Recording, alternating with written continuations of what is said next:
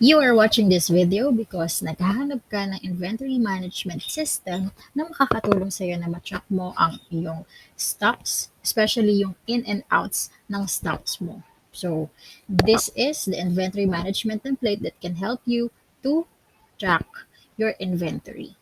So, let me explain this template first. So, this is the template for tracking your inventory. It's just simple. So we have current stock. We have stock value, stock cost, reorder, and out of stock. So makita mo na agad kung ano yung mga items na kailangan reorder and ano yung mga items na out of stock. So by just simply clicking this button, makita mo na yung mga available items. Ayan. And then, you can also click on this, reorder, para makita mo ano yung mga items na kailangan ng reorder. And then, sa out of stock naman, makikita mo na rin ano yung mga items na kailangan i-order since wala nang stock. For example, may dumating kang stock. Let's say, may dumating kang stock for battery tray. Let's search for, you can use the search tab here. Type mo lang yung item na hinahanap mo, which is ito. For example, battery tray. You have two options here, in and out. So, since may dumating kang stock, in tayo. And then, let's say, ang dumating na stocks is 30. And then, may date din dito. So, today is January 17. And then, just click submit. And it's already updated. Ayun. Pwede mo siya i-check dito. Just click on the search button. Then, battery tray. Ayan, lalabas na siya. Ayan. Pwede rin naman dito may lalabas na agad pag one click lang. May nakalagay na agad. Current stock 69, reorder, hindi pa kailangan, so no. And then for the drawer, the purpose is this is para madali nyo lang mahanap yung item nyo. Pero pwede nyo naman i-customize to. Ayun.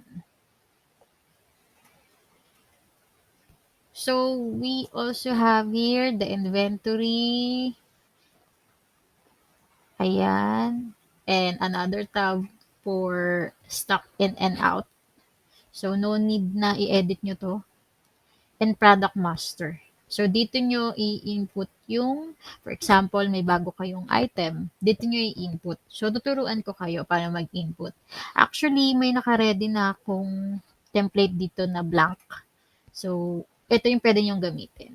So, ito yung sample paano gumawa ng inventory management nyo. So, ito. For example, sample item 2. And then, let's say, ang puhunan nyo dito is 70. And then, selling price is 150. And then, for the drawer number, let's say, nilagay nyo siya sa drawer 5. Ayan. And for the reorder level, it's up to you. From 1 to 5. 5 is the highest. 5 is the na kailangan nyo na mag-reorder ng item. So, let's say, wala pa naman. So, 1 pa lang. Ayun. So, copy nyo to, sample item, and then, ayan, as you can see dito sa stock in and out, naka-automatic na siya. So, hindi nyo na kailangan galawin tong stock in and out. Ang gagawin nyo na lang, copy nyo na lang yung product name dito sa inventory tab. Ayan. And then, mag-automatic na siya. Okay? So, let's see dito sa report. Click nyo lang tong current stock para mag-update. Ayan, lumabas na siya. So, as of the moment, wala pa siyang stock kasi hindi pa tayo nag-add. So, para mag-add, just click on the add button and then click on sample item 2, click on in, and then let's say ang stocks niya is 18. And then, pili tayo ng date, 17, then submit. Then, click on current stock para mag-update. Ayan.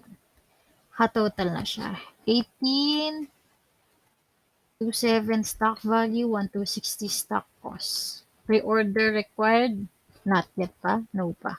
So, for example, may na-sold kayo today na total of 5 sa sample 2. So, out ang i-click nyo. Then, lagyan nyo dito 5. Tapos yan, date. Then, submit. Ayun. So, ayan na. Updated na siya. Check nyo rin dito. Updated na rin. Wala na kayong kailangan galawin.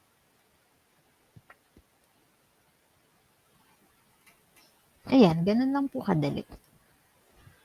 So, if you have questions po, paano gamitin tong inventory na to, you can message our page, eBiz.